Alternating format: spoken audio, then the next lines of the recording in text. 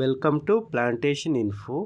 December ತಿಂಗಳಲ್ಲಿ bumper crop ಇರೋ ಮೆಣಸಿನ ಬಳ್ಳಿಗೆ ಮರೆಯದೆ ನೀರನ್ನು ಹಾಕಿ. ಯಾಕೆಂದರೆ ನೀರು ಕಡಿಮೆ ಆದ ತಕ್ಷಣವೇ ಮೆಣಸಿನ ಬಳ್ಳಿ ಹಳದಿ ಬಣ್ಣಕ್ಕೆ ತಿರುಗುತ್ತದೆ. ಹಾಗಾಗಿ ವಿಲ್ಟಿಂಗ್ ಅವಾಯ್ಡ್ ಮಾಡೋದಕ್ಕೆ ನೀರನ್ನು ಮರೆಯದೆ ಹಾಕಿ.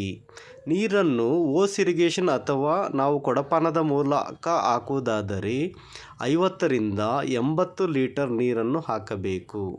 ಡ್ರಿಪ್ ಇರಿಗೇಷನ್ ಮೂಲಕ ಕೊಡುವುದಾದರೆ 4ರಿಂದ 5 ಲೀಟರ್ ಒಂದು ದಿನ ಬಿಟ್ಟು ಒಂದು ದಿನದ ಅಂತರದಲ್ಲಿ ಕೊಡಬೇಕು. ಹಾಗೆಯೇ ಬಂಪರ್ ಕ್ರಾಪ್ ಇರುವ ಮೆಣಸಿನ ಬಳ್ಳಿಗೆ ನ್ಯೂಟ್ರಿಯೆಂಟ್ ಸ್ಪ್ರೇಯನ್ನು ಕೊಡಬೇಕು. ಇದರಿಂದ ಮೆಣಸಿನ ಬಳ್ಳಿ ಸ್ಟ್ರೆಸ್ಸನ್ನು ತಡೆದುಕೊಳ್ಳುತ್ತದೆ. ನೀವು 19 ಮತ್ತು ಪೊಟ್ಯಾಷಿಯಂ ನೈಟ್ರೇಟನ್ನು 1 kg 1 ಬ್ಯಾರಲ್ಗೆ ಮಿಕ್ಸ್ ಮಾಡಿ ಸ್ಪ್ರೇ ಮಾಡಿದರೆ ಮೆಣಸಿನ ಬಳ್ಳಿಯು ಹೆಲ್ತಿಯಾಗಿರುತ್ತದೆ.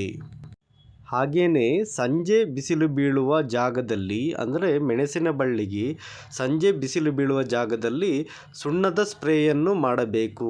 ಇದರಿಂದ ಮೆಣಸಿನ ಬಳ್ಳಿಯು ಸೂರ್ಯನ ಕಿರಣಗಳಿಂದ ಹಾನಿಯಾಗುವುದಿಲ್ಲ ಹಾಗೂ ಮೆಣಸಿನ ಬಳ್ಳಿಗೆ ಯಾವುದೇ ರೀತಿಯ ಡ್ಯಾಮೇಜ್ ಆಗೋದಿಲ್ಲ. ಹಾಗಾಗಿ ಇದನ್ನು ಕೂಡ ನೀವು ಡಿಸೆಂಬರ್ ತಿಂಗಳಲ್ಲಿ ಮರೆಯದೆ ಮಾಡಬೇಕು.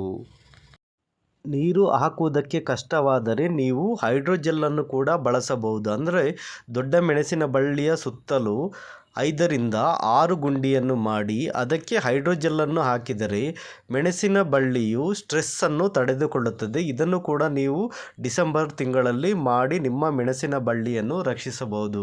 ಈ ರೀತಿಯ ಕೆಲಸಗಳನ್ನು ಮಾಡಿ ನಿಮ್ಮ ಮೆಣಸಿನ ಬಳ್ಳಿಯನ್ನು ರಕ್ಷಿಸಿಕೊಳ್ಳಿ. ಈ ವಿಡಿಯೋ ನಿಮಗೆ ಇಷ್ಟ ಆದರೆ ಪ್ಲೀಸ್ ಲೈಕ್ ಮಾಡಿ, ಹಾಗೆ ನಿಮ್ಮ ಫ್ರೆಂಡ್ಸಿಗೆ ಕೂಡ ಶೇರ್ ಮಾಡಿ. ಹಾಗೆ ಅಗ್ರಿಕಲ್ಚರಲ್ ಇನ್ಫಾರ್ಮೇಷನ್ಗೆ ನಮ್ಮ ಚಾನಲ್ ಸಬ್ಸ್ಕ್ರೈಬ್ ಮಾಡೋದನ್ನು ಮರೆಯಬೇಡಿ.